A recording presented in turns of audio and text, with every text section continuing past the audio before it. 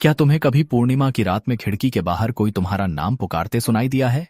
आगे जो कहानी मैं बताने जा रहा हूँ वह ग्वांगशुन काल के दौरान जिनबेई पहाड़ी इलाके में हुई थी। कहानी में चीशाओशी की हड्डियां सिहराने वाली दुष्टता थी। अकेले हो तो आवाज सुनकर दरवाजे खिड़कियां अच्छी तरह जांचो। शुआनझू पहाड़ का ईमानदार शिकारी था। वह गांव से 3 ली दूर पहाड़ी घाटी में अकेला रहता था। उस साल मध्य शरद की पूर्व संध्या पूर्ण चांद सी रोशन थी। शुआनझू ने 2 लियांग चावल की शराब पीकर जल्दी ही सो गया। शायद थोड़ी ही देर बीती थी कि अचानक एक आवाज ने उसे जगा दिया। शुआनझू, शुआनझू। वो आवाज उड़ती उड़ती धुंधली सी, जैसे कोई बूढ़ी औरत खिड़की के बाहर धीरे धीरे पुकार रही हो। चतुराई से बैठा शुआनझू कान लगाकर सुनने लगा, पर वो आवाज गायब।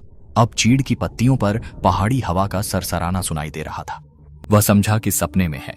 जैसे ही सोने वाला था, आवाज गूंजी, शुआनझू, दरवाजा खोलकर अंदर आने दो, हवा से बच जाऊं। इस बार आवाज बिल्कुल साफ थी, ठीक उसके घर की खिड़की के बाहर से आ रही थी। शुआनझू का दिल जोर जोर से धड़कने लगा। यह अंधेरी तड़के सुनसान पहाड़ों में वह बूढ़ी औरत कहां से आई?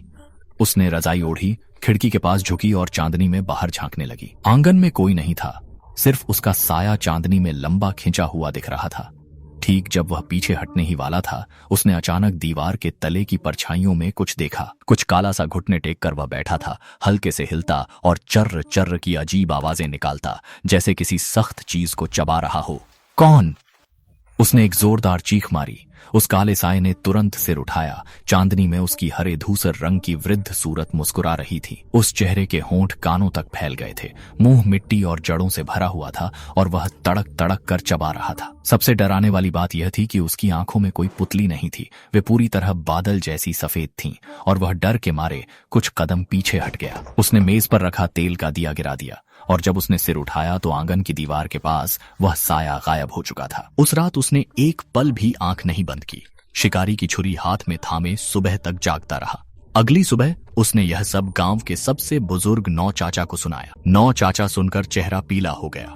दाढ़ी सहलाते हुए गंभीर स्वर में बोले, तुम अब मिट्टी खाने वाला भूत से टकराए हो।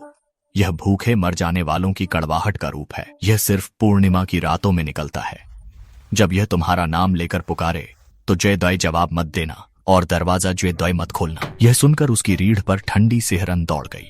उस रात उसने जल्दी ही सारे दरवाजे खिड़कियां बंद कर दी और पीछे से एक मोटी लकड़ी जाम कर दी। सचमुच जैसे ही आधी रात हुई, वह धीमी पुकार फिर से गूंजी, भूखा हूं, कुछ खाने को तो दे दो। इस बार आवाज और करीब थी, मानो दरवाजे की तख्ती से चिपकी हो। उसने ताला कसकर सांस रोकी, हिलने की हिम्मत न हुई। अचानक चरमराहट। जब उसने दरवाजे पर देखा, धूसर हरे रंग की उंगलियां ताले में सेंध लगाने की कोशिश कर रही थीं।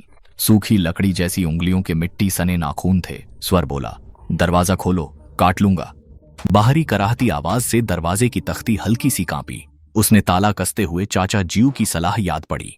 जल्दी से चूल्हे के नीचे से एक मुट्ठी धूप की राख ली और दरवाजे की दरार से बाहर उद्देल दी। तभी बाहर से एक कराहती चीख गूंजी। वे उंगलियां तुरंत पीछे हट गईं। फिर खटपटी सी रेंगने की कुछ आवाजें धीरे धीरे दूर चली गईं। चौथे दिन की सुबह नाव मालिक डरते डरते दरवाजा खोला।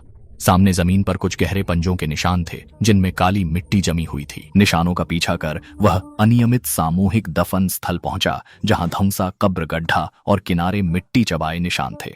बगल में कुछ सफेद धूसर बाल बिखरे थे।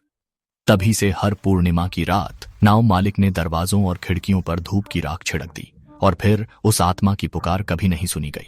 बस गांव वाले कहते हैं कि शुआनझू के बाल एक रात में आधे सफेद हो गए। अब अकेले रात में बाहर नहीं निकलूंगा महोदयों। अगर आपको यह चांदनी रात का भयानक अनुभव पसंद आया हो तो कृपया फॉलो करें। अगली बार हम जो कढ़ाई वाली जूती की कहानी सुनाएंगे वह और भी रोमांचक होगी।